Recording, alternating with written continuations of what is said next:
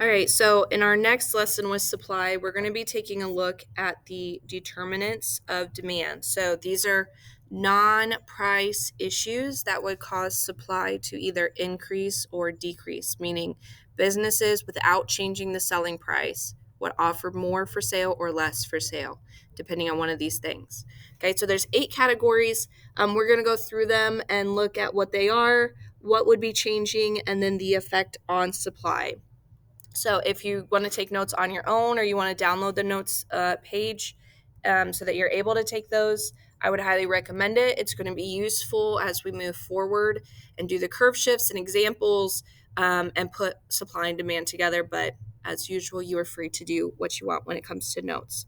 All right, so the first determinants we're going to look at, the first 3 have to do with the government.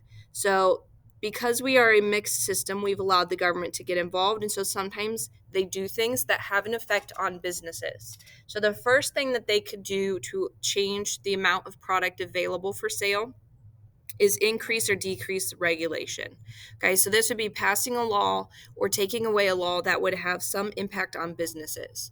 Okay, usually it's going to come down to how the business is operating.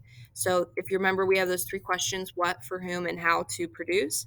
This is focusing in on the how to produce. When the government passes a new regulation, it usually tells businesses they have to do something additional, or they can't use a product, they can't operate in the way that they want. And in most times there's a cost tied to that. So for example, if or when the government told auto manufacturers you have to put seatbelts in your cars now, that was also, an increased cost because they now had to order more supplies, hire more workers, change their automotive assembly line, and that's all expensive. So sometimes there's a cost tied to this. Now, if the government were to increase regulation, they're putting new laws, new rules on businesses that will increase the cost to produce, and that lowers the chance for profit, and so supply would decrease to try to make up for that loss of profit. If the government were to deregulate, which means they take regulation away and give more power back to the businesses, more freedom back, then that typically lowers the cost. And so there's more chance for profit. And so businesses would supply more when government regulation decreases. Okay. So when people argue about laws the government is passing, that's usually becomes because of how it affects supply and how it affects the amount being offered for sale. All right, the second one here is taxes.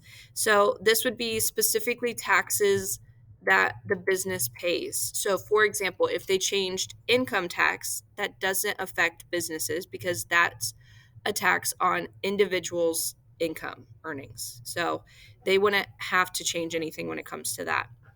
So the taxes that are listed here, those would be the types of taxes that businesses are focused on. Corporate tax is a tax that corporations pay on their revenue. So if that increases or decreases, that changes their profit.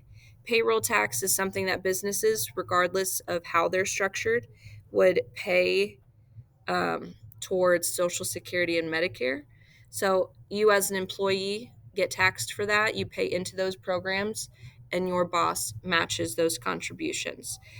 Property tax would be a tax on any land or buildings that the business owns. They have to pay tax on that. And then sales tax or the excise or luxury tax are taxes on businesses, but they're able to push that onto consumers. So what we see happening here is that when taxes increase or the rate increases, then the supply would decrease because, again, it would affect their profit, and so they would make less money, so they would supply less. If the tax rate were to decrease, that would leave them with more money, and so there's a more incentive to produce, so their supply would increase. Okay, go ahead and go to the second video, and we'll continue on through these.